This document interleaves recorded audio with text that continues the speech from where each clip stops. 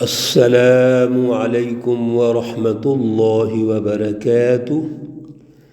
اعوذ باللہ من الشیطان الرجیم۔ بسم اللہ الرحمن الرحیم۔ وَإِذْ تَقُولُ لِلَّذِي أَنْعَمَ اللَّهُ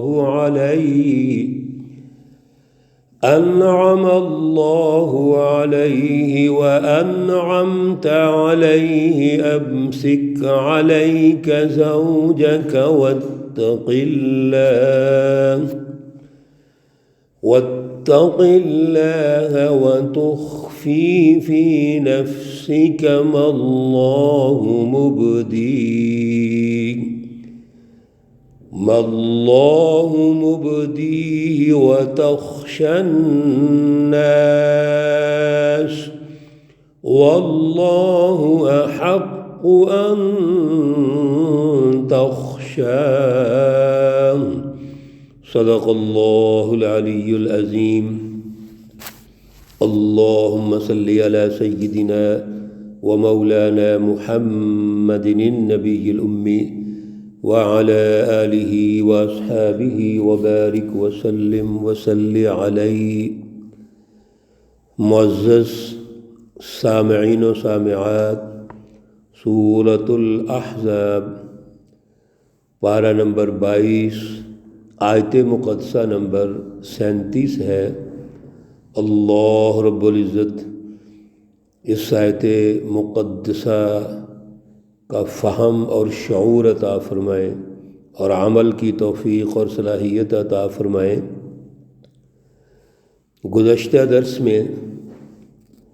حضرت زید بن حارثہ رضی اللہ تعالی عنہ اور حضرت زینب رضی اللہ تعالی عنہا کے بارے میں یہ اللہ نے رہنمائی ارشاد فرمائی تھی کہ حضور نبی اکرم صلی اللہ علیہ وسلم نے جب حضرت زید بن حارثہ کا نکاح حضرت زینب سے کرنا چاہا تو بعض نفسیاتی مسائل درپیش تھے، جس کی وجہ سے حضرت زینب بھی نہیں چاہ رہی تھیں، آپ کا بھائی بھی نہیں چاہ رہا تھا کہ یہ نکاح ہو، لیکن اللہ کا حکم تھا۔ اللہ رب العزت کا جو حکم ہے وہ اللہ ہی جانتے تھے، جو آج انشاءاللہ ہم سمجھیں گے وہ اللہ کے علم میں تھا۔ سب کچھ اللہ کے علم میں ہوتا ہے، اور حضور نبی اکرم صلی اللہ علیہ وسلم کو تو اللہ نے فرمایا، اور جو نکاح کے معاملات ہیں وہ اللہ اور حضور صلی اللہ علیہ وسلم کا حکم تھا۔ حضرت زینب اور حضرت زید دونوں کو اور ان کے عنوان سے مومنین کو اللہ نے یہ رہنمائی ارشاد فرما دی کہ جب اللہ کا حکم آ جائے تو پھر کسی مومن مرد یا عورت کے لیے یہ مناسب نہیں ہے کہ وہ اپنی مرضی کرے۔ یہ ایک عنوان بنا دیا گیا کہ اللہ کے حکم کے مطابق چلیے، رسول اللہ صلی اللہ علیہ وسلم کے فیصلے کے مطابق کیجیے۔ نکاح ہو گیا، اور اس میں جو گیپ تھا وہ عرض کیا گیا تھا کہ حضرت زینب رضی اللہ تعالی عنہا وہ حضور نبی اکرم صلی اللہ علیہ وسلم کی پھوپھی ذات بہن ہے، قریش کا اعلیٰ خاندان ہے، جبکہ حضرت زید تو غلام ہے۔ وہ غلام کی شکل میں آئے اور پھر حضرت خدیجۃ الکبریٰ رضی اللہ تعالی عنہا کے پاس رہے، اور اس کے بعد حضور نبی اکرم صلی اللہ علیہ وسلم کے پاس رہے۔ حضور نبی اکرم صلی اللہ علیہ وسلم نے اگرچہ اپنا متبنہ بنا لیا، منہ بولا بیٹا آپ نے اعلان فرما دیا، لیکن بنیادی طور پر تو وہ غلام ہے۔ حضرت زینب قلبی طور پہ اتنا اچھا نہیں سمجھتے، تو یہ ایک گیپ جو فطری ہوتا ہے یا نفسیاتی ہوتا ہے، سماجی سطح پر کچھ چیزیں موجود ہیں، اور مکہ المکرمہ کی سوسائٹی میں تو بہت زیادہ تھا، اس کی وجہ سے حضرت زینب قلبی طور پر اتنا پسند نہیں فرماتی تھیں۔ چنانچہ نکاح ہو گیا، شادی ہو گئی، یہ سارا واقعہ اللہ رب العزت نے اگلی جو آیت کریمہ آج ہم پڑھ رہے ہیں، سمجھ رہے ہیں، اس میں اللہ رب العزت ارشاد فرماتے ہیں وَإِذْ تَقُولُ لِلَّذِي أَنْعَمَ اللَّهُ عَلَيْهِ، اور جب آپ کہنے لگے اس شخص کو جس پر اللہ نے احسان کیا تھا، وَأَنْعَمْتَ عَلَيْهِ، اور آپ نے بھی احسان کیا۔ حضور نبی اکرم صلی اللہ علیہ وسلم کی جو قربت ہے حضرت زید کے ساتھ، تو آپ کی شادی کروانا حضرت زینب کے ساتھ اور سارے معاملات، اس میں یقیناً آپ صلی اللہ علیہ وسلم کی دلچسپی بھی ہے، آپ اللہ کے نبی بھی ہیں، پھر آپ والد کی حیثیت رکھتے ہیں، یہ تمام چیزیں موجود ہیں۔ امسک علیک زوجک واتق اللہ، حضرت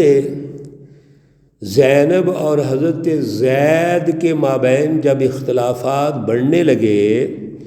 تو یہ تو ایک لمبی تفصیل ہے، لیکن اللہ رب العزت کی عادت شریفہ ہے کہ وہ تو مختصر جامع گفتگو ارشاد فرماتے ہیں۔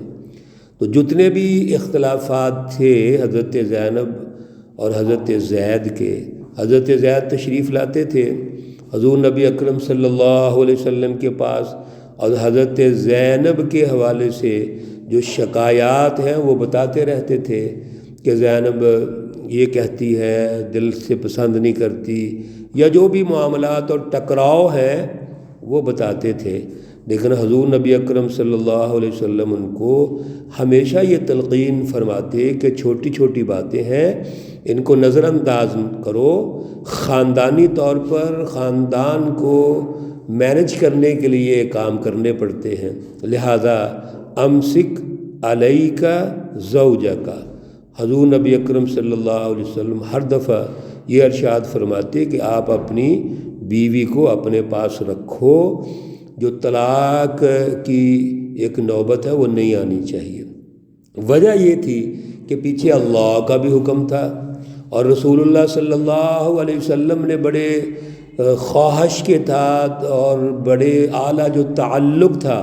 اس تعلق کے حوالے سے یہ شادی کروائی تھی۔ اب اگر یہ شادی ٹوٹتی ہے تو ایک نئی پریشانی پیدا ہوتی ہے سماجی اعتبار سے، تو حضور صلی اللہ علیہ وسلم حضرت زید سے فرماتے کہ آپ اپنی بیوی کو روکو، اپنے مسائل حل کرو، یہ چھوٹے چھوٹے مسئلے جو خاندانی ہیں ان کو حل کیجیے،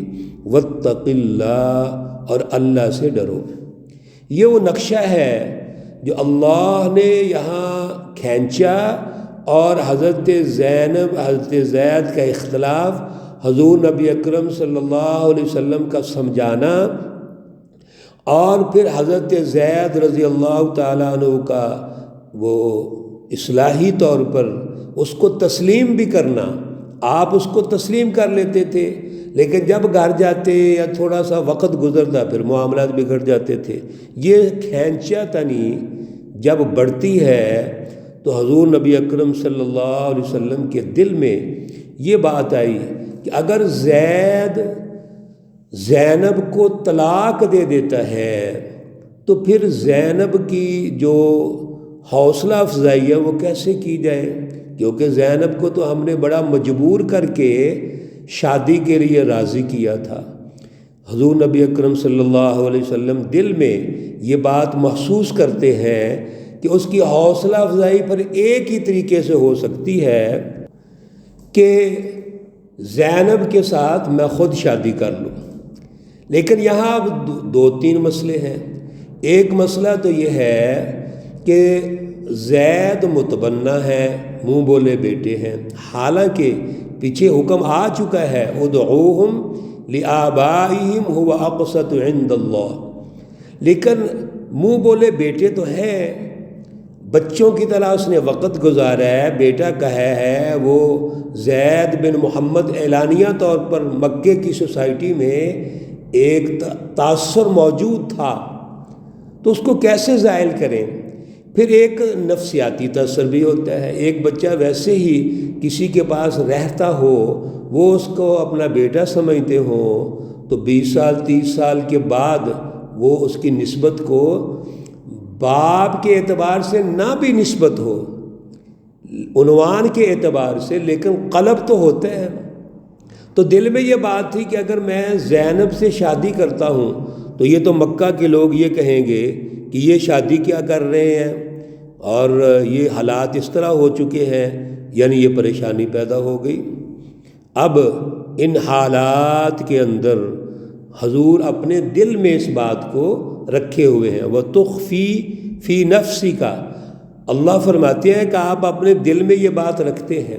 وَاللَّهُ مُبْدِيهِ، اللہ رب العزت اس کو ظاہر کرنا چاہتے ہیں، وَتَخْشَى النَّاسَ، اور آپ لوگوں سے ڈرتے بھی ہیں، یعنی اس سینس میں کہ لوگ کیا کہیں گے، باتیں کریں گے، مختلف الزامات لگائیں گے، دبے لگائیں گے۔ اللہ فرماتے ہیں واللہ احق، اور اللہ زیادہ حقدار ہے ان تخشاہ، کہ اللہ سے ڈرا جائے۔ اللہ رب العزت وہ سب سے اونچی ہستی ہے۔ جب اللہ ایک اجازت دیتے ہیں کہ آپ منہ بولے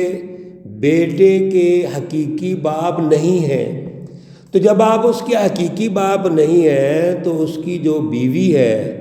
اس کے آپ حقیقی سسر تو نہیں ہو سکتے۔ آپ کی اس سے شادی ہو سکتی ہے، وہ آپ کا حقیقی بیٹا نہیں ہے۔